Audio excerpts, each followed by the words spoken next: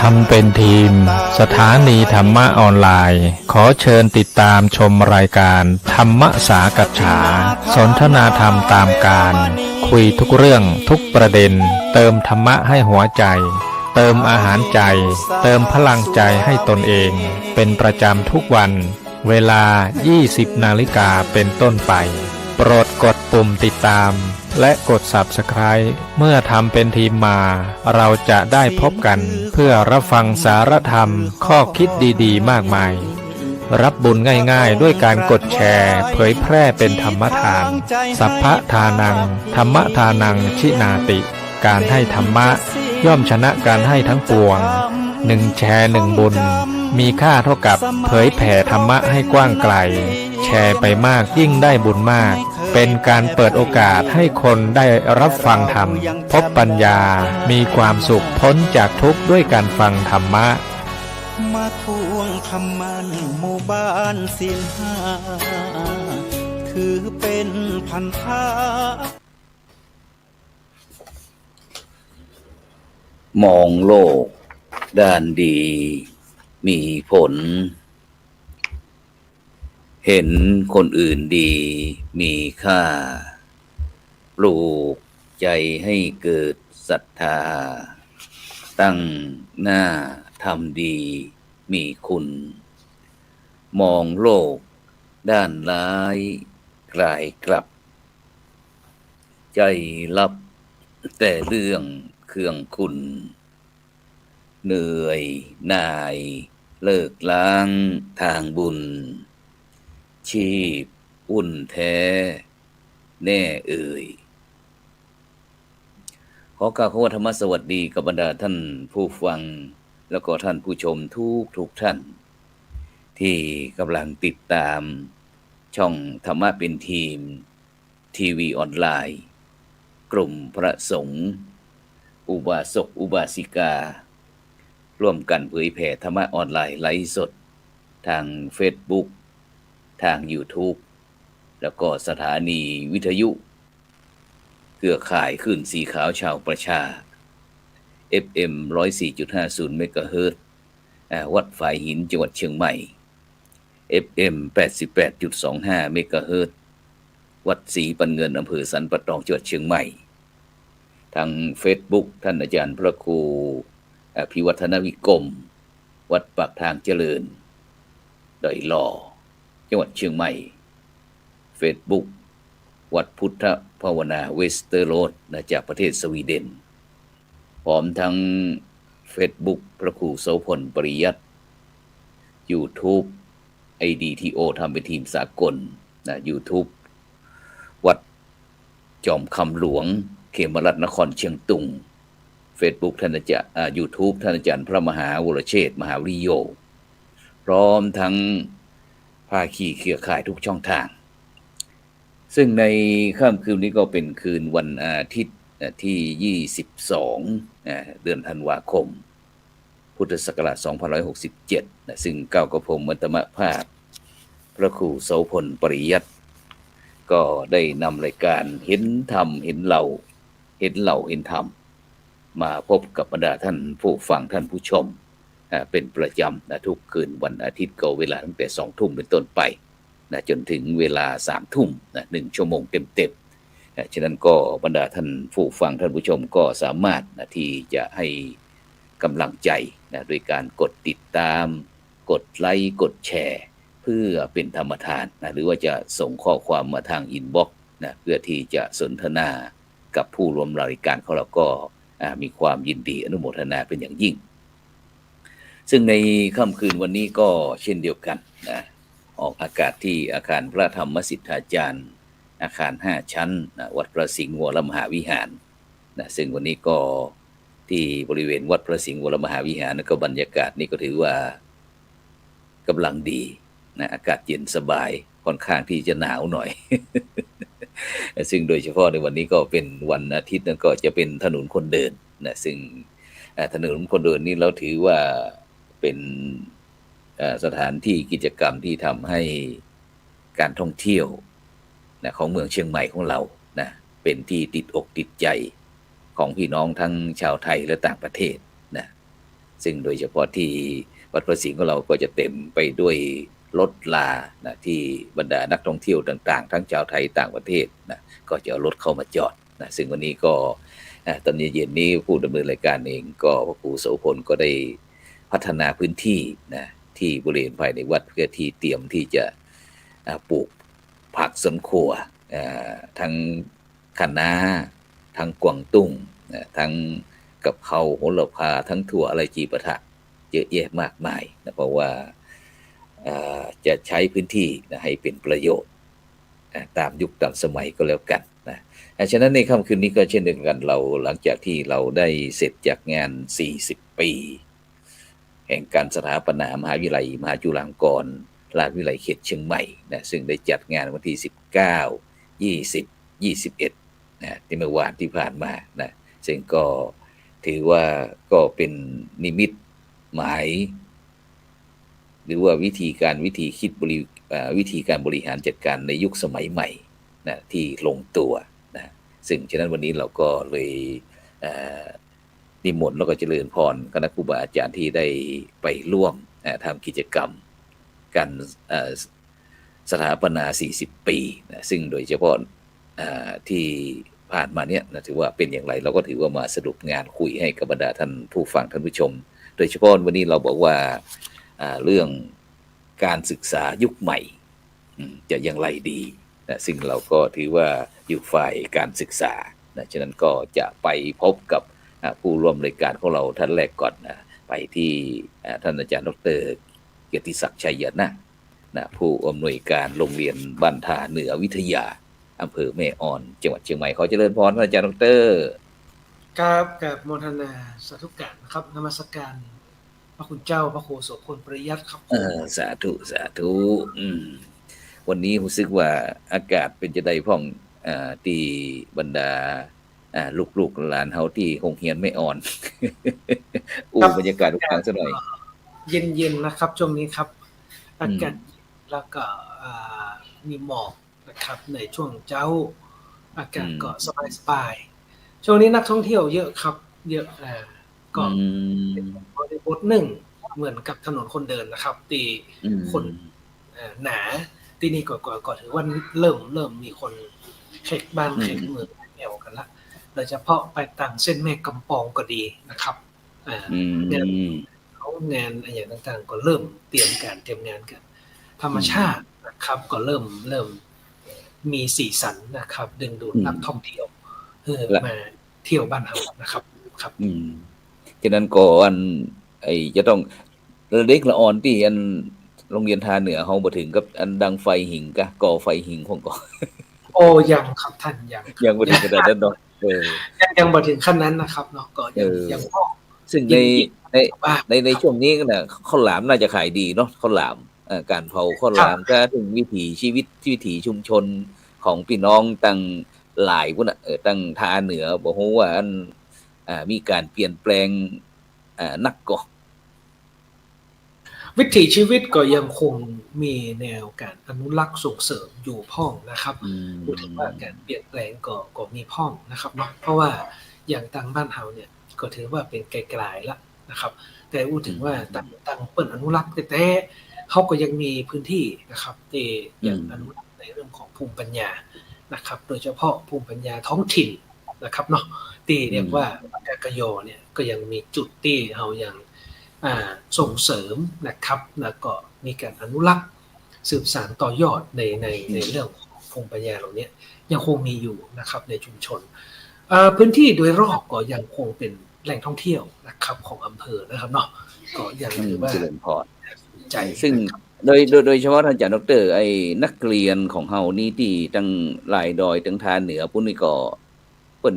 ยังบ่ได้ออกเข้ามาศึกษาในเมืองเตี้ยเนาะก็จะใจโรงเรียนที่ภายในท้องถิ่นเนาะหรือว่ามีบางส่วนนะครับที่ได้เดินทางออกมาเรียนต่างนอกโดยเฉพาะเข้ามาเรียนที่อำเภอสังกะแปงนะครับเป็นโรงเรียนมัธยมศึกษาก็มีนะครับท่านมาเรียนแถวสังกะแปงนี่ก็ถือว่าเป็นเรื่องปกติเนาะเพราะว่าสมัยก่อนนี่อันแม่อ่อนกับ สันกำแพงก็คือเป็นอำเภอเดียวกันครับเออครับเออแม่นแม่นจากนั้นก็อันหมายความว่าอันไอ้พี่น้องทางภาคเหนือนี่เฮานี่ส่วนมากนี่ก็เป็นพี่น้องกลุ่มชาติพันธุ์เนาะหรือว่าครับเป็นพี่น้องคนเมืองของมีความหลากหลายเนาะแล้วก็หลังๆมานี่ผสมผสานกันแล้วนะครับจากแต่ก่อนเนี่ยประมาณ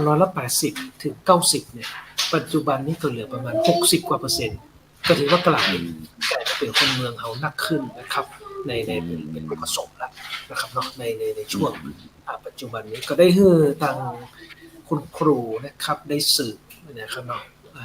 สืบสายเลือดลองนับดูเหรอเนี่ยนะครับก็ปรากฏว่า80-90แต่ก่อนเนี่ยประเทศนี้เหลือประมาณ60%นะครับ60%ที่เป็นเชื้อสายพันธุ์โดยตรงก็แล้วมันก็เปลี่ยนไปตามยุคสมัย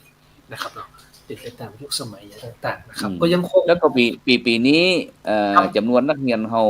เพิ่มขึ้นหรือว่าลดลงหรือว่าอยู่ตัวเสมอตัวประมาณอยู่ที่เก่านะครับเนาะประมาณ200ปลายนะครับจำนวนนักเรียนแต่ชั้นอนุบาล2ครับจนถึงชั้นมัธยมศึกษาปีที่3นะครับเป็นโรงเรียนขยายโอกาสอีเนาะครับขยายโอกาสครับท่านครับเป็นโรงเรียนขยายโอกาสก็โอเคแล้วก็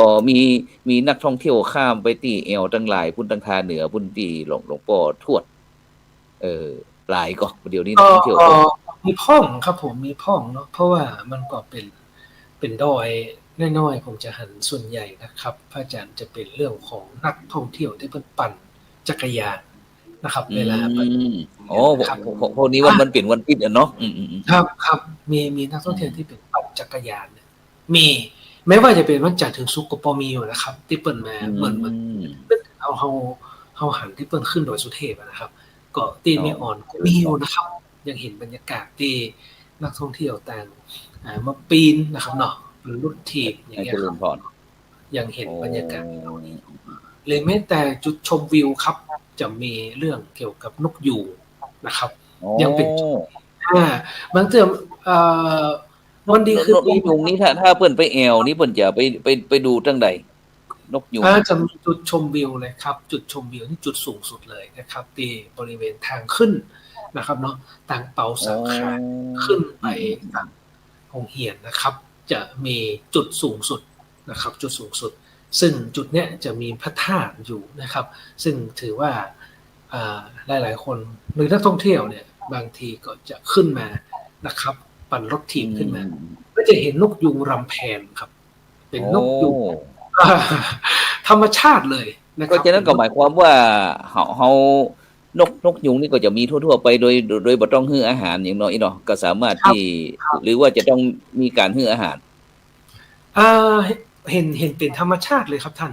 จะเป็นป่าเป็นอย่างที่ยังพอมีแหล่งอาหารที่อุดมสมบูรณ์อยู่พ่องนะครับเพราะนั้นเนี่ยผมก็สังเกตเห็นสักเตื้อ2เตื้อเนี่ยครับตีเห็นคนที่เป็นหยุดถ่ายรูปหรือเห็นต่างๆนะครับก็ถือว่าบ่ได้เห็นได้ง่ายนะครับเนาะบ่ได้เห็นได้ง่ายก็มันเหมือนเห็นเตี้ยอันนี้จะมีจุดที่จุดสูงสุดนะครับจุดสูงสุดที่พระธาตุเป็นอุทยานกะครับเป็นอุทยานนะครับแห่งชาติแม่ตะไคร้ตัวครับก็บรรดาท่านผู้ฟังท่านผู้ชมก็สามารถไปแอวได้เนาะเพราะว่าแต่ว่านี้ได้มีโอกาสไปร่วมงานเป็นวันที่2ที่40ปีการสถาปนามหาวิทยาลัยมหาจุฬาลงกรณวิทยาลัยวิเขตเชียงใหม่เนี่ยเสร็จแล้วก็ประมาณสักหลังฉันเพลเสร็จแล้วก็พอดีท่านอาจารย์เจ้าคุณรองที่การบดีมจร.วิเขตพะเยาท่านอาจารย์เจ้าคุณเมธีวชิรคุณเพิ่นก็บอกว่าวันนี้พี่ช่วยเป็นไกด์พาไปซื้อของกินฉะนั้นเฮาก็เลยสั่งละอ่อนที่รถส่วนตัวเฮานี่กราฟก่อนเฮาก็นั่งรถมาก็เปิ้นพอดีอันผ่านไปทางที่บ่อน้ำร้อนน่ะบ่อน้ำร้อนก็เลยแวะไปซื้อข้าวหลามเป็นของฝากคือโซเฟอร์เพิ่นฟ้องนะคือศรัทธาญาติโยมเพิ่นฟ้องเสร็จแล้วก็ไปที่วัดม่อนห้วยแก้ววัดห้วยแก้วพอดีว่าจะไปร่วมงานท่านอาจารย์ดร.สุรพลสุริยพรหมรองอธิการบดีฝ่ายกิจการทั่วไปพอดีไปที่ห้วยแก้วแล้วเสร็จแล้วเพิ่นก็บอกว่าไปที่ สหกรณ์ม่อนสหกรณ์ปุ้นเขาก็เลยตุยไปโอ้พอดีเพิ่นมีอันเพิ่นไปเป็นเจ้าศรัทธาวัดสำนักสงฆ์สหกรณ์ที่ไอ้ยกจอกฟ้ายกจอกฟ้าอยู่ก็เลยท่านอาจารย์เจ้าคุณเพิ่นก็ไปร่วมเนาะในฐานะที่เป็นเครือข่ายของมหาวิทยาลัยมหาจุฬาลงกรณ์นะซึ่งเพิ่นอยู่ส่วนกลางแล้วก็เพิ่นเป็นลูกศิษย์ของท่านอาจารย์เจ้าคุณท่านพระครูวินสุภาจารย์หลวงพ่อเจ้าคณะอำเภอแม่ออนเพิ่นก็เลยไปช่วยเจ้าบ้านช่วยเจ้าบ้านเสร็จแล้วก็ลงมาก็เลยว่าพอดีท่านอาจารย์เจ้าคุณเพิ่นไปฮู้เดี๋ยวบอกว่าบ่อนกูเวนก็เลยแวบเข้าไปกำหนึ่งซึ่งก็หันบรรดาพี่น้องตึงเจ้าไทยต่างประเทศเพิ่นก็เข้าไปเอวม่อนกูเวนกันก็ซึ่งบริเวณนั้นก็มีการปลูกชาไร่ชาเสร็จแล้วตรงนั้นก็เข้าไปหันอย่างก้ามหนึ่งเสร็จแล้วก็มาที่ม่อนพญานาคที่สันกำแพงนะที่ตรงข้ามกับม่อนหลวงวิทยาลัยเทคนิคเทคนิคสันกำแพงก็เลยไปแอวไปพวกท่านอาจารย์พระมหาบวรก็สหธรรมกันนี่แหละเพิ่นได้ไปนี่ก็เลยไปให้กำลังใจเพิ่นด้วยแอวกันโอ้ก็มีนักท่องเที่ยวนักเนี่ยกันนะท่านอาจารย์ดรเนาะในช่วงนี้ซึ่งโดยเฉพาะอันถ้าที่โรงเรียนเฮาได้มีโอกาสอันนี้ก็ได้มีโอกาสที่ว่านำนักเรียนได้ออกไปทัศนศึกษาหรือว่าไปทำกิจกรรมอย่างต่างนอกของก็ครับก็มีอยู่ครับท่านครับโดยเฉพาะนักเรียนที่ได้เรียนในรายวิชาการท่องเที่ยวนิเวศวิถีนะครับเนาะเฮาก็ได้ครับอ่อนเนี่ยได้พยายามโปรโมทสถานที่ท่องเที่ยวของในอำเภอแม่อ่อนนะครับจริงๆก็บ่ได้ไกลจากอำเภอเมืองแล้วก็อำเภอสันกำแพงสักเท่าใดนะครับแต่ก็ใช้เวลาครับในเรื่องของการดูสถานที่ต่างๆบ่ว่าจะเป็นวัดวาอารามหรือว่าจะเป็นแหล่งท่องเที่ยวนะครับธรรมชาติก็ถือว่ามีอยู่ครับทุกคนเจ้าครับที่จะเรียนรู้นะครับนักท่องเที่ยวได้มาแอวมากอยมาใจพอนะครับสิ่งที่มีต่างๆมีครั้งหนึ่งครับพระคุณเจ้าที่ผมมีแขกจากจังหวัดภูเก็ตนะครับเนาะมาแอวก็ได้ปาเปิ้นนะครับไปดูวัดดูอย่างต่างๆซึ่งทางบนเนี่ยทางคณะสงฆ์เองก็พยายามนะครับสร้างพยายามนะครับเพราะว่าจะเป็นหลวงปู่ทวดนะครับเนาะหลวงตั้งวัดเมตตานะครับหรือตั้งของวัดจอมธรรมนะครับก็ถือว่ามีสิ่งต่างๆที่เป็นแหล่งท่องเที่ยวที่น่าสนใจนะครับอันนี้ก็เป็นที่เราสามารถเอานักเรียนเนี่ยมาร่วมในการเรียนรู้ได้ในเชิงบริบทนะครับของอำเภอแม่อ่อนครับเจ้าครับหน้าหนาวนี่ตั้งเหนือเฮานี่มันบรรยากาศมันฮือเนาะบรรยากาศมันฮือถึงแม้ว่าน้ำจะท่วมเฮาผ่านไปนี่แต่เฮาก็ฟื้นฟูเว้ยเหมือนกันนะฉะนั้นก็ใกล้จะแฮมบ่กี่วันนะวันนี้ก็22นะก็เหลือเวลาประมาณสักอาทิตย์กว่าๆนะปี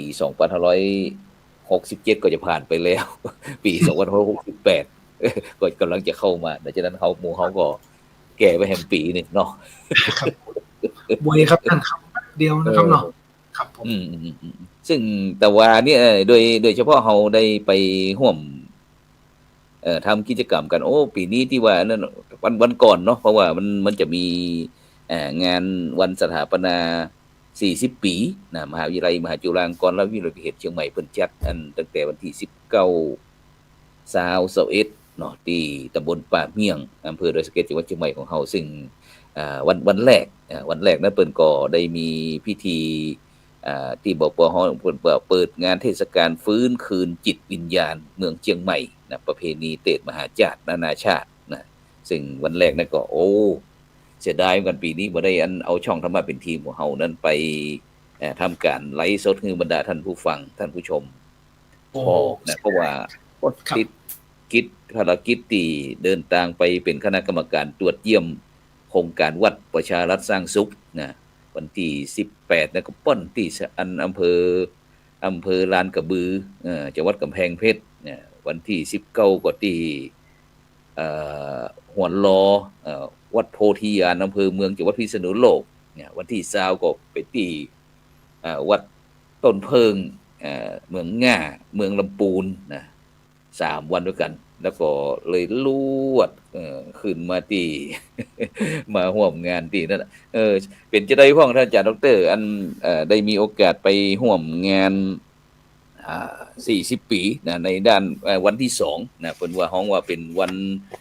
เปิดนิทรรศการการแข่งขันทักษะทางวิชาการแล้วก็เครือข่ายสถาบันศึกษาของเฮาเป็นจะได้พ้องครับก็นมัสการเบื้องต้นครับว่าสิ่งแรกเลยครับที่ประทับใจเลยก็คือว่าหันมหาวิทยาลัยนะครับมหาจุฬาลงกรณราชวิทยาลัยวิทยาเขตเชียงใหม่ตีโอ้โหเพิ่นฮ้องว่าไดครับกลุ่มถ้าคนปากเมี่ยงกลุ่มถ้าคนบ่ฮู้เนี่ยก็เพิ่นบ่ได้อยู่ในวงการเนาะพระคุณเจ้าเนาะปรากฏว่าเฮาไปนี่โอ้โหสุดยอดมากครับท่านเนาะตั้งแต่ประตูกำแพงเข้านะครับโอ้โหอันนี้คือแบบสุดยอดเลยครับเนี่ยครับเนาะคือเห็นแล้วแบบโอ้แบบเฮาก็บ่ได้สังเกตครับเวลาเฮาเดินทางนวัตกรรมมาใหม่เนาะเพิ่นก็ได้นำเข้ามาครับเนี่ยครับคือเป็นอย่างที่โอ้โหเห็นแล้วประทับใจนะครับที่เป็นหน้ามหาวิทยาลัยนะครับถือว่าเป็นจุดเด่นเลยนะครับที่ป่าเมี่ยงโดยสังเกตนะครับท่านคือถือว่าโอ้เป็นจุดเด่นแล้วก็ต้องปีนเอารถขึ้นไปที่สูงอันนี้คือสถานที่กายภาพเนาะอันนี้ก็เป็นห้องว่าอันพบเขาแห่งความสุขด้วยนะซึ่งว่าตอนนี้ยังรอท่านอาจารย์ดร.วิสิตยังบ่หันเข้ามาเตี้ยเนี่ยฉะนั้นก่อนโดยเฉพาะอันนี้ไปแล้วก็ประทับใจเนาะแล้วกันที่วันเรื่องทักษะการแข่งขันทักษะวันนั้นที่เขตพื้นที่การศึกษาเนาะประถมศึกษาเชียงใหม่เขต1เขต2เขต3เขต4นั้นวันนั้นเขาได้มีกิจกรรมอย่างพ้องวันนั้นแข่งขันกันก็มีหลายกิจกรรมนะครับเนาะก็ตั้งแต่ในเรื่องของตอนเจ้าก็จะมีพิธีเปิดอย่างต่างๆส่วนสักกรรมเนี่ยนะครับก็มีพระอาจารย์นะครับเปิ้นก็เจิญนะครับเนาะผมเองแล้วก็อาจารย์พิเดชปรางทองนะครับได้ไปจะเกี่ยวกับการสะท้อนนะครับการแสดงความคิดเห็นในเรื่องของโครงงานคุณธรรมซึ่งถือว่าเป็นนวัตกรรมเชิงพุทธวิถีนะครับในการจัดการนะครับเนาะก็เป็นวิธีกลุ่มเล็กๆครับที่ได้สะท้อนในระหว่างที่นักเรียนได้เอาโครงงานคุณธรรมนะครับมาแลกเปลี่ยนเรียนรู้กันนะครับบริเวณนะครับที่สถานที่จัดงานในห้องประชุมนะครับเนาะซึ่งก็ถือว่าได้มีบรรยากาศของการแลกเปลี่ยนเรียนรู้กันทีนี้อันนี้เป็นบรรยากาศของการแลกเปลี่ยนเรียนรู้นะครับส่วนบรรยากาศการแข่งขันเนี่ยก็มีหลายรายการเลยนะครับรู้สึกเยอะมากเลยนะครับที่มีนักเรียนที่เข้าร่วมทั้งนักเรียนระดับชั้นประถมศึกษาก็ดีนะครับนักเรียนระดับชั้นมัธยมศึกษาก็ดีก็รู้สึกว่าได้เข้าร่วมหลายรายการนะครับบอกว่าจะเป็นการออกแบบอย่างกราฟิกอินโฟอย่างประกอบอย่างต่างๆนะครับอันนี้ก็ถือว่าเป็นกิจกรรมที่ทันสมัยสำหรับกิจกรรมที่เราแล้วเราก็สืบสานต่อมาก่อนจะมีการสวดมนต์นะครับเนาะการร้องคุณธรรมเล่านิทานคุณธรรมซึ่งล้วนแล้วแต่ก็เป็นกิจกรรมที่น้องๆนักเรียนนะครับให้ความสนใจเยอะมากนะครับเยอะแล้วก็ถือว่าเป็นอย่างที่โอ้เต็มอิ่มครับท่านในวันนั้นนะฮะเต็มอิ่มรู้สึกเป็นวันที่ครบรอบ40 ปีของมหาวิทยาลัยที่ทุกท่านทุกคนภาคภูมิใจครับในบริบทจังหวัดเชียงใหม่เราขนาดผมเองก็ยังเห็นถึงอนุโมทนากับกิจกรรมที่เกิดขึ้นมันก็ถึงกันนะอาจารย์เพราะว่าในปัจจุบันนี้นอกจากที่เราถ้าเป็นสมัยยุคสมัยก่อนแล้วเราได้จัดการศึกษาก็แบบอันตามอัธยาศัยตามมีตามเกิดนี่เนาะ แม้กระทั่งสมุดหนังสือดินสอปากกาต่างๆแต่ในปัจจุบันนี้เราได้มีโอกาสลงไปร่วมดูโครงงานต่างๆเนี่ยที่เขตพื้นที่การศึกษาโดยเฉพาะเขตพื้นที่การศึกษาเขต4นี่โอ้โหเปิ้นเข้มแข็งนะเนาะเพราะว่าอย่างเป็นอย่างในฐานะที่เป็นผู้ บริหารสถานศึกษาเนี่ยเปิ้นถึงจะต้องมีโครงงานแบบนี้ซึ่งถ้าเป็นสมัยก่อนก็อาจจะเป็นห้ำเฮียนตามหนังสือตามที่ครูบาอาจารย์สอนนี่เนาะแต่ในปัจจุบันรู้สึกว่ามีกิจกรรมโครงงานที่เข้ามาเนี่ยมันมีความจำเป็นขนาดไหนที่ว่าเขาจะต้องใช้โครงงานแบบนี้ท่านอาจารย์ดร.กิติศักดิ์โครงงานที่เปิ้นทำกันนี้นะครับก็เป็นเรื่องของการที่ให้นักเรียนครับอาจารย์ครับได้แสดงออกนะครับเนาะซึ่งจริงๆแล้วเนี่ยเปิ้นก็จะกึดนะครับว่าปัญหานะครับที่เกิดขึ้นในห้องเรียนเนี่ยคืออะไรนะครับแล้วนักเรียนก็จะได้ร่วมกันคิดว่าเขาจะมีวิธีการแก้ไขปัญหาอย่างไรนะครับในปัญหาที่นักเรียนนะครับได้สะท้อนออกมานะครับบอกว่าจะเป็นปัญหาความเรียบร้อยกาหรือปัญหาความแบบตั้งใจเรียนหรือปัญหาอย่างต่างๆเพิ่นอยากปรับพฤติกรรมที่บ่พึงประสงค์ผ่านกิจกรรมที่เรียกว่าโครงงานคุณธรรมห้องเรียนนะครับซึ่งครูจะเป็นคนที่มีบทบาทส่งเสริมนะครับในการกับโครงการส่วนน้องๆนักเรียนเนี่ยก็จะคิดปัญหาขึ้นมานะครับแล้วเราก็จะเสริมกันบางเตื้อแต่สมมุติว่าอย่างที่สถานศึกษาเฮาเนี่ยอันมันเป็นโครงงานเนี่ยอันละออนเปิ้นคิดเองหรือว่าคุณครูหรือว่าคณะผู้บริหารเฮาได้ตั้งเป้าไว้ให้เปิ้นจริงๆแล้วเนี่ยนะครับจริงๆแล้วเนี่ยละออนต้องคิดเองครับท่านแล้วคุณครูเนี่ยจะมีบทบาทในการส่งเสริมสนับสนุนฉะนั้นก็หมายความว่าแต่ละโรงเรียนนี้ของเฮานี่ก็จะมีคณะกรรมการหมายความว่าอาจจะเหมือนกับสภาอีเนาะผมว่าจะแม่นก่อแม่นครับจะเป็นสภาก็ได้ครับจะเป็นห้องเรียนก็ได้ครับห้องเรียนของนักเรียนเองครับอย่างเช่นเปิ้นจะเป็นพรอย่างใครละอ่อนได้มีการฉะนั้นเดี๋ยวเฮาก็มาอู้กันเนาะเดี๋ยวเฮามาพอดีท่านอาจารย์ดร.วิสิทธิตาวิสิทธโธนะผู้ช่วยศาสตราจารย์ดร.นะเป็นตัวแทนของมหาวิทยาลัยเข้ามานมัสการครับอาจารย์ดร.ครับผมครับถวายความเคารพท่านอาจารย์พระครูโสพลปริยัติครับแล้วก็เจริญพรท่านผอ.ดร.เกติศักดิ์นะครับท่านผอ.วันนี้ขออภัยนิดนึงนะครับที่เข้ามาจ้าครับผมครับถึงไหนกันแล้วครับก็พอดีกำลังอู้ถึงเรื่องงานโครงงานอย่างต่างที่การเปิดงานของเฮาท่านอาจารย์ช่วยสรุปภาพรวมกันแล้วกันของงาน40ปีมหาวิทยาลัยมหาจุฬาลงกรณราชวิทยาลัยเขตเชียงใหม่ของเฮาที่บ้านโป่งกุ่มเนาะครับตำบลป่าเมี่ยงอำเภอดอยสะเก็ดจังหวัดเชียงใหม่แต่ว่านี่เป็นจังได๋พ้องครับช่วยสรุปงานหน่อยนึงครับในภาพรวมก็ต้องยอมต้องบอกว่าอย่างอี้ครับก็คือเป็นความภาคภูมิใจของสถาบันการศึกษานะครับเหมือนกับว่าโดยเฉพาะอย่างยิ่งนะครับสำนักงานเขตพื้นที่การศึกษานะครับที่ได้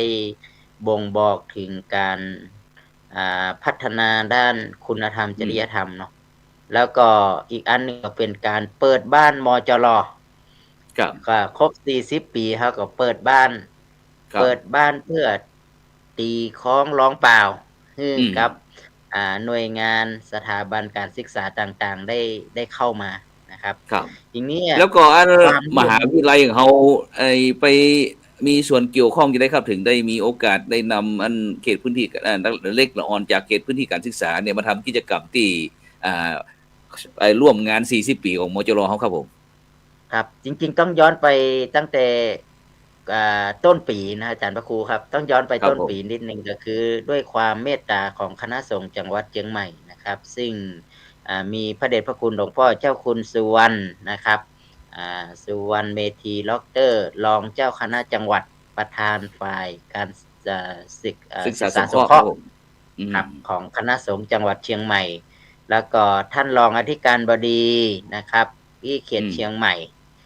แล้วก็ผู้อำนวยการสำนักงานเขตพื้นที่การศึกษานะครับเชียงใหม่นะครับประถมศึกษาเชียงใหม่เขต1เขต3แล้วก็เขต4ครับอาจารย์พระครูอันนี้คือเป็นการความร่วมมือภายใต้ความร่วมมือที่เป็นการเปิดให้หน่วยงานเราได้มีโอกาสได้พัฒนาเนาะส่วนของทางมหาวิทยาลัยเราก็มีครูพระสอนศีลธรรม อื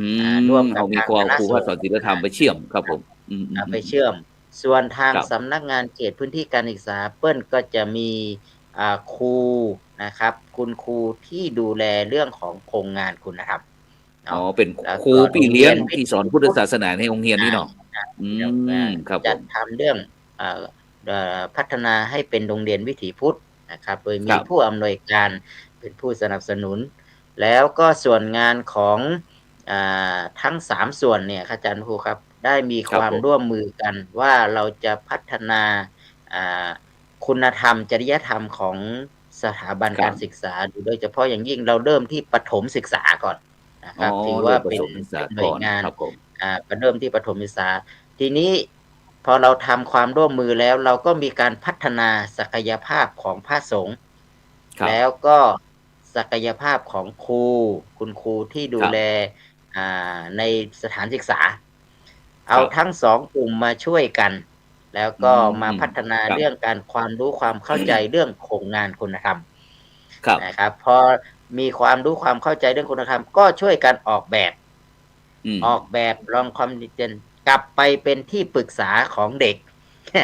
อื คือตัว ม ชี้วัดอยู่ที่นักเรียน ครับ แล้วเราก็ จากนั้นก็เกิด เขาเรียกว่าเกิดครูกเนาะ โคชที่เป็น coaching เนี่ยนะครับ อืม ก็ coaching ได้ ก็ ไป ทีมงาน ไปไปสนับสนุนในโรงเรียนให้เกิด ให้เด็กได้มีการทำโครงงานครับ โครงงาน ครับ คุณ ผม ธรรมนี้เด็กเป็นคนคิดนะ ไม่ใช่ครูเป็นคนคิดนะครับ ไม่ใช่เป็น ครับ ผู้อำนวยการเป็นคนคิด เด็กเป็นคนคิด แต่เราไปสนับสนุน หนุนเสริมให้เด็กได้คิดอย่างมีระบบ อ๋อ แล้ว อ๋อ มีการประ หมาย เมิ ความ น ว่า มันเกิดปัญหา ละออนได้รับผลกระทบ ครับ ครับ แล้วละอ คิ อ ด นก็มาคิดเป็นโครงงาน คิ วิ ด ธี หาวิธี คิด การแก้ไขปัญหาต่าง ๆ งี้เนาะ คิดเป็นระบบโดยที่เราใช้กระบวนการนั่นที่เรียกว่าอริยสัจ 4 ครับท่านอาจารย์พระครู อืม ครับผม อริยสัจ 4 ก็คือเริ่มตั้งแต่ถ้าเด็กเห็นว่าตรงนั้นมันคือปัญหาของเขา เขา อื แล้วเขา ม อยากจะลุกขึ้นมาแก้ไขสิ่ง ครั ที่ บ เขาอยากทำนะครับ สิ่งที่เขาอยากแก้เนี่ยนะครับ แล้วทีนี้เด็กก็เอาไปทำครับนะครับ ลง อื มือทำกันประ ครมาัณ บผม 1 ครั เท บ อม ทดลอง อื ทำ ม กันนะครับ พ ค อ รับ ทำเสร็จแล้ว เด็กก็ได้ความรู้ที่เขาแก้ปัญหานะค ครั รับ บ โครงงาน เด็ก ทีนี้เราก็จัดให้เด็กได้มีโอกาสได้นำเสนอครับ สิ่งที่เขาภาค อื ภู ม มิใจที่โครงงาน นำ ครั เส บ นอที่ เป็นระดับอำเภอก่อน ครับ นะครับ สมมุติเขต 4 เนี่ย เราก็เริ่มกันตั้งแต่ โอ้โฮ อำเภอดอยหล่อนะอาจารย์ ครู ครับ เนาะ มีทั้งหมดกี่โครงงานก็เอามา อำเภอดอยหล่อ ไปดอยหล่อแล้วไปสันกำแพง ไปสันป่าตอง ไปหางดงนะครับ อืม เสร็จจากนั้นก็ไปที่ อะไรอะครับ ไปที่สารพีนะครับ แล้วก็ ครับ มีที่แม่วาง อันเนี้ยครับ ก็คือทั้งหมดพอประกวดระดับอำเภอเสร็จ ก็นำมาสู่งาน 40 ปีของมหาจุฬานะครับ อื ที่วัน ม ครับผม นะครับ 21 ที่ผ่านมานี่แหละอาจารย์พระครู อันนี้คือก็ไม่ได้เอามาทั้งหมดนะครับ เรา ครับ ก็คัดเอามาจากที่เราไปประกวดให้เด็กได้นำเสนอ ทีนี้สิ่งที่มันเกิดขึ้นก็คือ คุณธรรมที่เด็กเอามานำเสนอในงานวันนั้นน่ะอาจารย์ โอ้โฮ ภาพบรรยากาศต้องยอ ครั ม บ รับว่าเด็กมากันเป็นพัน กับ อืม พระสงฆ์นี่นะครับ คนเป็นอืพัน ม นะอาจารย์พระครู ซึ่ง ครับ เป็ ผ น ม ครั้งแรกที่เรา ตั้งมหาวิทยาลัย เราย้ายไปที่กุดโป่งปุ่มเนี่ย ที่มีจำนวนเด็กมาเยอะมากเลยนะครับ แล้ว ครั ก็ บ แต่ละโครงงานก็มาด้วยความ ศรัทธาที่อยากจะ อืม นำเสนอ มาด้วยความศรัทธาที่จะมาเป็นส่วนหนึ่งในการเฉลิมฉลอง 40 ปีของมหาวิทยาลัย ค นะ รับ ครับ บางที่มาตั้งแต่เช้าเลยอาจารย์พระครู ออกมาตั้งแต่ตี 5 6 โมงเช้า ครับ เดิ ผ น ม ทางกันมานะครับ ที่ดอยสะเก็ด เราคิดว่ามันเป็นหนทางแห่ง มันก็ไกลเนาะ ครับ มาจากแม่วาง อย่างเงี้ย อาจารย์ครับ อำเภอแม่วางเนี่ยไกลสุดแล้วนะครับ แต่ก็ ครับ พากันมา อย่างที่อาจารย์ได้เห็นครับ เราได้เห็นรอยยิ้ม ได้เห็นเห็นพลังของเด็ก ครับ นะครับ แล้วก็พลังของการแบ่งปัน พลังของการ อื ให้ ม มีครูพระสอนศีลธรรมนะอาจารย์ เก้าอี้เนี่ยจัดไว้อยู่ที่ประมาณ800นะครับครูพระสอน ครับ นิธรรมไม่มีที่นั่ง นักเรียนมาเต็มกันหมดเลย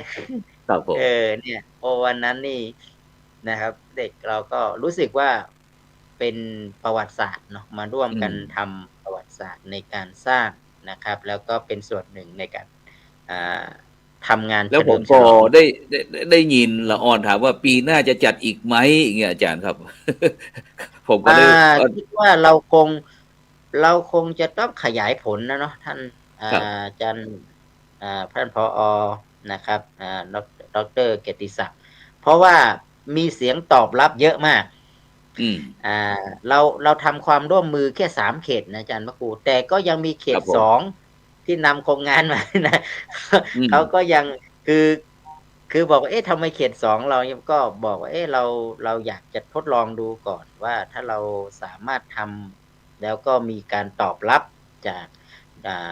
หน่วยงานแล้วก็คิดว่าเรื่องนี้เป็นเรื่องสำคัญปีหน้านี้ครับก็คงจะต้องนำแนะไปที่พระสอนศีลธรรมอาจารย์พระครูโสพลครับ ให้ท่านพระสอนศีลธรรมเนี่ยได้เข้าไปมีส่วนร่วมอย่างน้อยก็คือการพัฒนาโครงงานคุณธรรม จะต้องให้พระท่านนะครับ ได้มาจัดนิทรรศการโครงงานคุณธรรมของพระว่าง นะครับเนาะครับ ปีหน้านี่มันจะไม่มีเฉพาะเด็กแล้วครับ จะมีทั้งพระสอนศีลธรรม แล้วก็อาจจะขยายผลไปสู่โรงเรียนที่เป็นโรงเรียนประถมครับที่เป็นสามเณรเรามีโรงเรียนศูนย์การเรียนของโพธิยาลัยปีหน้านี่ ครับ เราเอาประถมทำโครงงานคุณธรรม เอาต้องเน้นมาด้วย เอามาด้วยนะครับมาลองดูว่า ปีหน้าก็อาจจะต้องมีความหลากหลายมาก ครับ ขึ้น แล้วก็ แล้วก็ เน้นการ หันว่าอันปีนี้ได้มีรางวัลหางบัตรโดยมันมีความเป็นไปมาจะได้ครับ รางวัลหางบัตร จริงๆ สำหรับ แล้ว ผู้ที่มันเลยละออนมาร่วมงาน ปีแล้วครั้งนี้เนี่ยเราก็ได้รับความร่วมมือจากทางครูพระสอนศีลธรรมเนาะ ครับ ครูพระท่านก็นำของรางวัลมารูปละ1 ชิ้น เป็นของรางวัลนะครับ มาจาก ครับ ทั้งแต่ละอำเภอแต่ละที่เดินทางมาก็มาให้กำลังใจก็มีเยอะครับอาจารย์ครับครูพระเรามีตั้ง300 กว่ารูปนะครับฉะนั้นของรางวัลที่นำมาก็ค่อนข้างจะเยอะแจกกันไม่หวัดไม่ไหวครับ พระสังฆาธิการหรือว่าเจ้าอาวาสหลวงพ่อเจ้าอาวาสในเมืองเชียงใหม่เขาก็หลายรูปนะครับที่นำสิ่งของได้มาร่วมบริจาคเป็นรางวัลซึ่งโดยเฉพาะเรื่องควากินควาตานของงานสังเขตอินทบนห้องเนาะพระสงฆ์ของเจ้าจากนั้นก็คณะครูบาอาจารย์เตรียมไว้เลยนะครับปีหน้านี้ขอรับบริจาคนะครับรับบริจาครูปวัดละ1 ชิ้นนะครับเนาะน่าจะเข้าท่าผมว่า จริงๆมันเป็นอย่างนี้ครับอาจารย์พระครูครับ ผมมองว่ามันเป็นนิมิตหมายดีนะเด็ก ครับ ทุกคนที่ได้ไปเนี่ยนะครับ ของที่เอามาเนี่ย เราก็ไม่เห็นข้างในนะท่านผอ. เราไม่เห็นข้างในเหมือนกันนะครับ เด็กก็ไปดูนกันเองนะครับ เราก็แจกไปข้างในห่อมาเนี่ยไม่รู้มีอะไรนะครับ ครับ แต่ผมว่าอย่างน้อยๆก็เป็นของเป็นศิลป์ ครับ ความรู้สึกนะครับว่าเด็กเคยมาแล้วก็ได้รับ ครับ อะไรกลับไปนะครับเขาก็จะระลึกถึงสิ่งที่เขาได้มา ครับ นะครับ แล้วก็เป็น ซึ่ง โอ ก็ต้ กา อง สที่ ขอบคุณอนุโมทนากับคณะกรรมการโครงการวัดประชารัฐสร้างสุขนะครับพร้อมทั้งคณะผู้บริหารจากหลายวิทยาเขตนักอาจารย์นอที่ได้เดินทางแวะเวียนมาเยี่ยม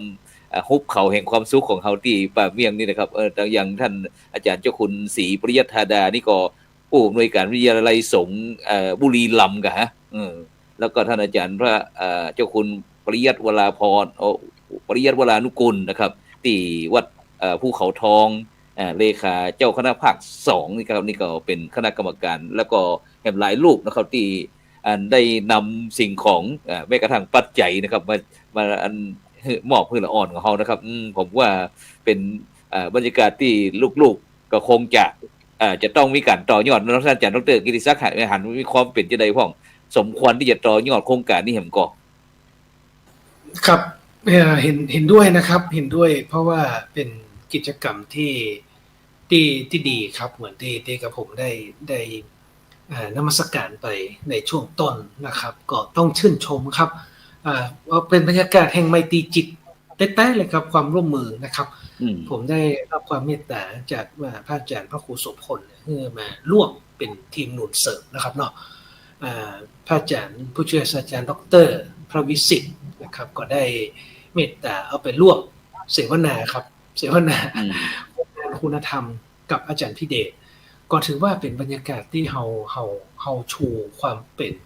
กัลยาณมิตรเชิงวิชาการ แล้วได้นักเรียนนะครับที่เปิ้ลมีจิตใจนะครับเนาะมาพร้อมที่จะแลกเปลี่ยน ก็คิดว่าเฮาปีหน้านี่เฮาลองฟังหรือเอาแบบประเมินครับพระอาจารย์ครับ ว่าเปิ้ลเข้ามีเสียงสภาพความต้องการพระอาจารย์ครับ ว่าสภาพที่เราจัดแล้วเนี่ยอย่างความต้องการเปิ้ลมีข้อเสนอแนะประการใดพ้องเราลองเอาข้อเสนอแนะเนี่ยลองมารวบรวมเรียบเรียงนะฮะแล้วก็สังเคราะห์เพื่อที่จะออกมาเป็นแนวทางครับว่าปีหน้าจะเป็นยังไงผมว่าหลายโรงเรียนหลายสถานศึกษาพร้อมจะขยายผลนะครับพร้อมจะเข้าร่วมกิจกรรมต่อยอดไปเพราะว่าไม่ว่ารางวัลชิ้นเล็กๆหรือที่นออนได้เกียรติบัตรนะครับที่ได้บัจเจว่าได้โล่ชนะเลิศเนี่ยเพราะว่าโล่นี้มีเพียงรางวัลเดียวเนี่ยแต่เกียรติบัตรที่นออนได้เนี่ยผมว่าเป็นสิ่งที่นักเรียนมีความชื่นอกชื่นใจนะครับแล้วอยากที่จะพัฒนาตัวเก่าในด้านสาขานะครับพุทธศาสนาที่เกี่ยวข้องห้องเพลงก็ดีเหล่านิทานก็ดีนะครับหรือแม้แต่โครงงานคุณธรรมเนี่ยนะครับเฮาก็สามารถที่จะนำมาต่อยอดหรือปรับเป็นแนวทางในการจัดกิจกรรมปีหน้านี้ผมว่าน่า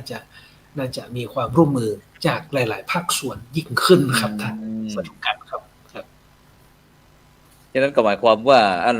หันตัวน้อยซึ่งมันจะเป็นไปได้ครับอาจารย์ดร.ครับเพราะว่าปีนี้ของเราจะเน้นเฉพาะเป็นละออนชั้นประถมนี่เนาะชั้นประถมอาจจะมีที่ขยายโอกาสถึงสักหน่อยซึ่งในอนาคตนี่ก็อาจจะต้องมีมัธยมแม้กระทั่งอุดมศึกษานะครับเพราะว่ามันจะเป็นที่จะต้องพัฒนาและก็ต่อยอดเพราะว่าในปัจจุบันนี่ครับอย่างมหาวิทยาลัยอย่างการศึกษาของเรานั้นก็อาจจะมีการผลิตแค่พ่อแม่อยากให้ลูกได้มีความภาคภูมิใจคือได้รับปริญญาครับแต่อาจจะเป็นเรื่ององค์ความรู้ประสบการณ์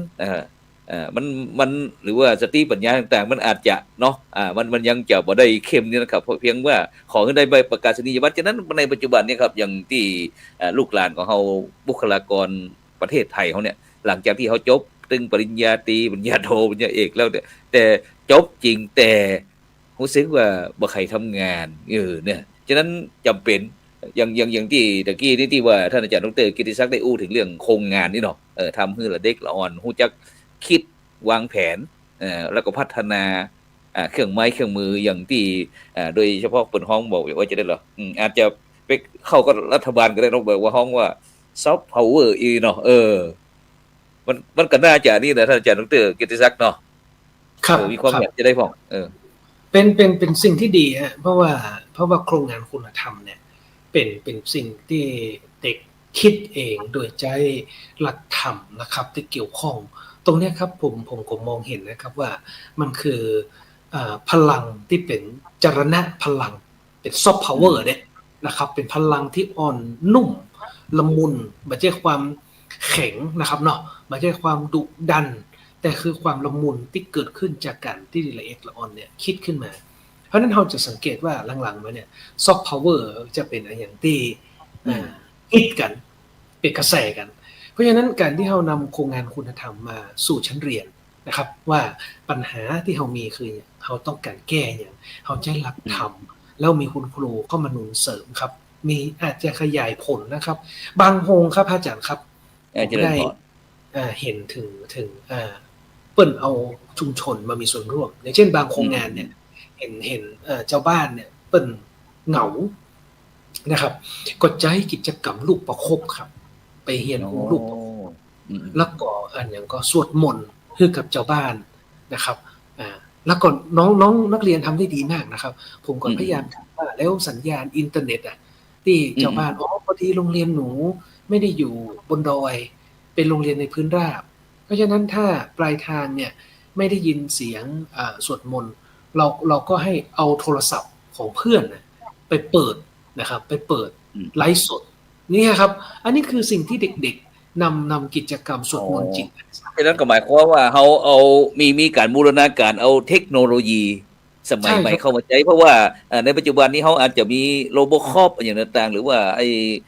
เทคโนโลยีอย่างต่างๆที่ว่าอาจจะบ่ได้ใช้มนุษย์แต่มนุษย์หรือว่าคนเขาก็สามารถที่จะใช้เทคโนโลยีหรือว่า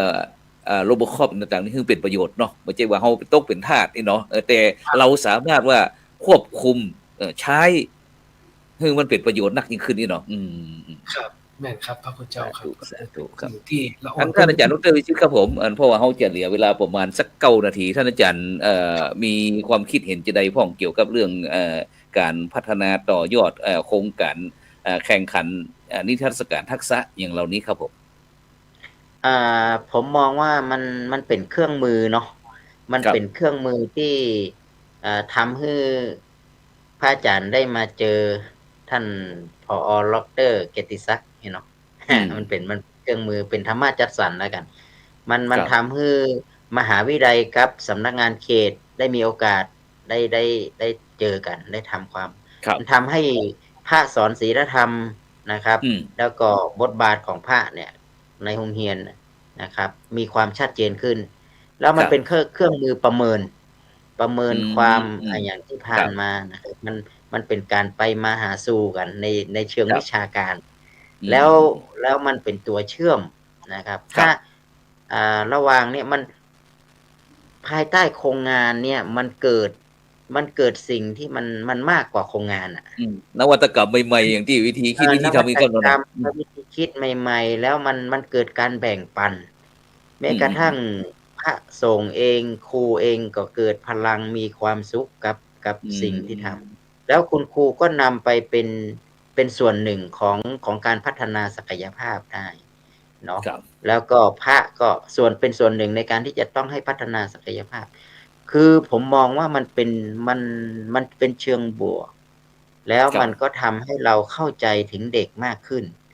นะครับความคิดของเด็กตอนนี้เนี่ยถ้าเราคิดว่าเด็กจะมาบรรยายธรรมะโดยที่เขาไม่มีการทดลองเลยว่าสิ่งที่เขานำไปแล้วมันเกิดผลยังไงแต่ปรากฏว่าเด็กเนี่ยสิ่งที่เราเห็นชัดที่สุดคือเด็กเป็นผู้มีความกล้านำเสนอแล้วอาจหารด้วยนะอาจหารมาพูดธรรมะบอกเลยว่านี่หนูใช้ธรรมะข้อนั้นข้อนี้คือพูดถึงเป็นกันลักษณะเด็กประถมจะลุกขึ้นมาพูดจับไมค์พูดหรือจะพูดให้คนอื่นฟังหรือแม้กระทั่งพระสงฆ์ฟังเนี่ยมันไม่ใช่เรื่องเด็กๆนะอาจารย์ครูผมมองว่านะถ้าไม่มีความอาจหารไม่มีความเชี่ยวชาญแล้วก็ไม่มีความเด็กไม่มีความหวาดกลัวกับการที่จะคุยเรื่องธรรมะว่าเป็นเรื่องที่ธรรมะนี่มันเป็นเรื่องล้าสมัยนะมันเป็นไม่ได้เด็กคุยออกมาด้วยความรู้สึกว่าเด็กเนี่ยมีความภาคภูมิใจที่เขาได้ใช้ธรรมะในการดำเนินชีวิตแล้วผ่านกระบวนการกิจกรรมตรงนี้ท่านอาจารย์ดรวิชิตครับซึ่งถ้าสมัยก็ถ้าเขาบ่มีกิจกรรมตรงนี้นิทรรศการตรงนี้และเด็กอ่อนอาจจะกลัวว่ากว่าทุกเจ้าก็ได้เนาะแต่ถ้าเขาได้มาร่วมนี่แล้วผมว่าแต่เพราะว่าผมได้ยินนั่นแหละผมบอกว่าเดี๋ยวผมน้อยละอ่อนนี่ก็จะบวชอีกนะผมก็ดีใจด้วยลึกๆของเจิงลึกผมครับผมคือแม้กระทั่งมิตรไมตรีระหว่างเรากับผู้บริหารนะครับแต่ก่อนนี่ไปที่โรงเรียนเขาพระอาจารย์ไม่เคยนะเราก็อยากให้มีพระเข้ามาเยี่ยมมีอะไรต่างๆเนาะเราก็ไม่มีเหตุที่จะไปถ้าไม่นิมนต์เราไปแล้วก็จะไปยังไงแต่ตอนนี้มันเหมือนกับว่าเราต้องไปนะครับทุกที่เราคิดว่าเราก็ไปดูโครงงานนี่แหละเป็นเครื่องมือที่สำคัญผมคิดว่าเป็นโอกาสนะครับเป็นโอกาสแล้วก็เป็นสิ่งที่เป็นประโยชน์เพราะว่าในการสถาบันการศึกษาเนี่ยเป้าหมายคือเราต้องการพัฒนาเด็กและเยาวชนและอีกอันหนึ่งที่ผมเห็นก็คือมันทำให้เรามีความร่วมมือเครือข่ายมากขึ้นอาจารย์พระครูครับจากที่ผมไปดูเนี่ยทั้งชุมชนเนาะผู้นำชุมชนทั้งผู้นำตั้งแต่องค์ด้านการศึกษาก่อนตั้งแต่นายกสมาคมลงมาเลยนะอาจารย์พระครูนะตั้งแต่ส่วนท้องถิ่นนู่นนี่นั่นก็มีส่วนร่วมแล้วก็จัดกันยังไม่ยอมใครจัดกันอย่างก็ผมว่า โอ้มันเป็นอะไรที่มันน่าสนใจผมกลับไปนึกถึงตอนที่เราโรงเรียนพุทธศาสนาอาทิตย์แต่ก่อนนี่ ครั นะ บ ตอนนี้ยัง อืม มีชีวิตอยู่นะอาจารย์พระครูโรง ครับ เรียน ผม พุทธศาสนาเนี่ย ยังมีชีวิต ถ้าเราไปดูที่ตลาด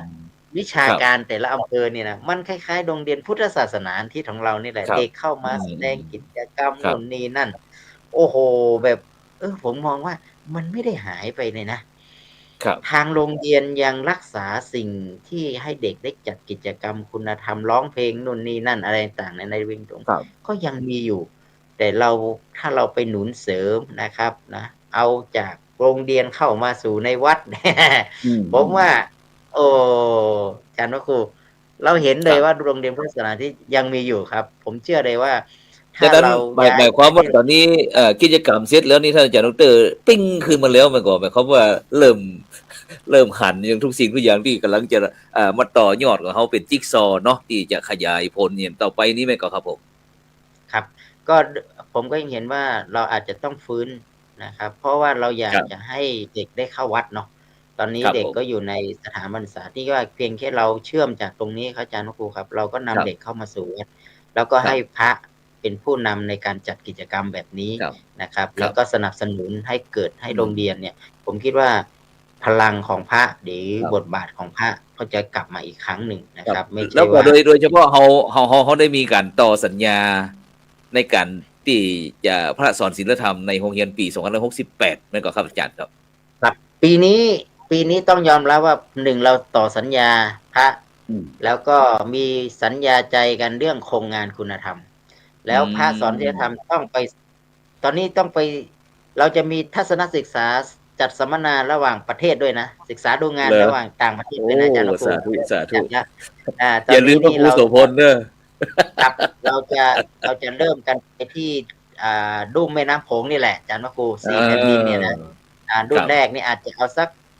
30 นะครับ อืม 30-50 รูปนะอาจารย์พระครูเนาะ ครับ เราไปเยี่ยมวัฒนธรรมที่ทางแถวเชียงตุง แถว ค ทา รั ง บ นู้ ไป น เชี ก่ ย อง น ตุง นะ เล ค ย รับ ครับ อาจารย์ ไปที่ ครับ วัดจอมคำหลวงเลย ถูก เขาจะได้ เรา หัน จะไปแลกเปลี่ยน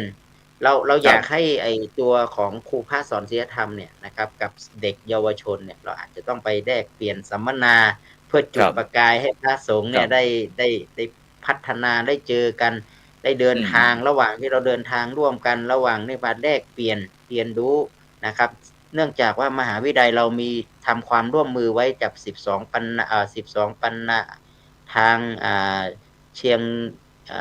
เชียงตุงเนาะ อืม แล้วก็ทางเมืองยองนะครับ ที่เราทำกันไว้ หลวง นะ พระ ครับ บางด้วย เอากลุ่มเนี้ยไปเชื่อมต่อกับเยาวชน ครับ แล้วก็อีกหน่อยหนึ่งเราก็เปิดโอกาสให้มีการแลกเปลี่ยนกันระหว่างครูที่สนใจในโรงเรียนนะครับ ที่อยู่ในภายใต้ความร่วมมือเรานี่เอาไปเยือนอีกจัดกิจกรรมแบบนี้บ่อย ครับ ๆ ลองดูซิว่าสังคมนี้เขาจะไม่ลุกขึ้นมาดูอะไรเรามั่งหรือไงก็ว่านะ ครับ ครับ ไม่ ผม คิด โอ อย่าง เค นี้ ครับผม ก็ประมาณสักกุมภาครับอาจารย์พระครูครับ มี ครับผม พระ ได้ เดช ค พ รับ ระคุณ ผม หลวงพ่อ ครับ เจ้าคณะอำเภอฝางครับจะได้นำไป เออ นะครับ แล้วก็ ค มี รับ อาจารย์ ผม ครูโสพลนี่แหละนะครับ แต่ก็ยังไม่รู้เลย เอา ว่า เอาไกลที่มาซักไปเนาะ ครับใช่ ครับจากนั้นก็เหลือเวลาให้น้อยอาจารย์ดรกิติศักดิ์เดี๋ยวทักทายคุณโยมอันขวัญจิตเขาละครนี่จากอันวัดคณะสถาวัดพระสิงห์ UK จากเมืองแมนเชสเตอร์ยูไนเต็ดวันนี้เป็นโยมที่ได้ผู้ร่วมก่อสร้างวัดพระสิงห์วัดUK นะซึ่งครั้งแรกนะท่านอาจารย์ดรกิติศักดิ์ท่านอาจารย์ดรวิชิตผมไปก็ท่านอาจารย์พระครูศรีสิงหกิจวิเทศใจบ้านโยมเนี่ยเป็นสถานที่นับปะคือว่าเป็นวัดประสาทนึงอะ กูตอนนี้ผมว่าอังกฤษนี่ก็น่าจะ6ชั่วโมงน่าจะห่างกัน6ชั่วโมงนะฉะนั้นเปิ้นก็คงจะเป็นประมาณสักเที่ยงวันหรือว่าเนี่ยประมาณนี้หรือว่าตอนเจ้าอยู่นะฉะนั้นก็อันเจริญพรเด้อคุณโยมขวัญจิตพร้อมถึงคณะสงฆ์คณะศรัทธาวัดพระสิงห์ UK ผู้ทุกคนเด้อฉะนั้นเวลามันหมดเวลาอยู่แล้ววันนี้นะฉะนั้นก็ต้อง เจอคือท่านอาจารย์ดรกิติศักดิ์ได้เชิญชวนนั่นได้ไปแอวตั้งโรงเรียนท่าเหนือสักหน่อยหนึ่งนะคือเกิงนาที ครับก็ยินดีครับโรงเรียนท่าเหนือวิทยาตอนนี้ บรรยากาศก็ถือว่าเป็นอยู่ในพื้นที่สูงที่ใกล้นะครับเนาะของอำเภอสังกะแปงอำเภอเมืองเชียงใหม่นะครับถ้าพระอาจารย์นะครับสนใจนะครับอยากไปไซต์วิสิตนะครับเนาะต่างแดนเล็กๆนะครับที่อยู่บนดอยนะครับผ่านม่อนดอยน้อยๆก็ขออนุญาตนะครับเนาะอาราธนานิมนต์พระคุณเจ้ามาด้วยความเคารพขอเชิญพี่น้องสาธุชนนะครับมาแอลให้กำลังใจนักเรียนได้นะครับขอบพระคุณครับสาธุอาจารย์ดร.วิสิทธิ์ขอบคุณอนุโมทนาผู้ร่วมงานเฮาสักเกินนาทีหนึ่งขออนุโมทนาขอบคุณที่ทุกท่านนะครับได้ให้การสนับสนุนโดยเฉพาะอย่างยิ่งในความเมตตาของพระเดชพระคุณหลวงพ่อเจ้าคณะจังหวัดคณะสงฆ์จังหวัดนะครับแล้วก็ต่อไปก็คือผู้อำนวยการสำนักงานเขตพื้นที่การศึกษาทุกเขตที่คือความร่วมไม้ร่วมมือแล้วก็ครูพระสอนศีลธรรมนะครับที่เขาได้ร่วมแรงร่วมใจกันแล้วก็มีส่วนร่วมในการเฉลิมฉลอง40ปีของมหาวิทยาลัยก็ขออนุโมทนาบุญทุกท่านนะครับที่ได้มาร่วมกันขอบุญกุศลนี้จงปกป้องรักษาเนาะคือมีความสุขความเจริญแล้วก็มีคุณธรรมจริยธรรมนำสังคมให้สู่สันติสุขเจริญพรสาธุเขายุดโยขนชิดว่าทูโอคอกอัปเตอร์นูนบ่าย2กันสายบ่าย2ค่านะจากนั้นก็ขอบคุณอนุโมทนาท่านอาจารย์ดร.วิสิทธิวิสิทธโธผู้ช่วยศาสตราจารย์ดร.ท่านอาจารย์ดร.เกียรติศักดิ์ชัยนะผู้อำนวยการโรงเรียนทาเหนือวิทยาที่ได้มาร่วมสรุปงานของเฮาแล้วก็ขอบคุณอนุโมทนากับทุกครูบาอาจารย์ทุกสิ่งทุกสายต่างๆเนี่ยแล้วก็โดยเฉพาะวันนี้ความจริงท่านอาจารย์พิเดชป่างทองก็จะเข้ากันพอดีเพิ่นเดินทางไปเป็นวิทยากรที่ทางภาคอีสานจากนั้นก็ในค่ำคืนนี้ก็เวลาหมดเวลาไปพบกับรายการธรรมะรับอรุณวันพรุ่งนี้ก็แล้วกัน 7:00 นถึง 7:00 นเกินวันพรุ่งนี้ท่านพระอาจารย์วินัยธรกล้าธรรมโชติสิโปจากธุดงคสถานจากนั้นก่อนในค่ำคืนนี้ก็ขอกล่าวคำว่าสาธุ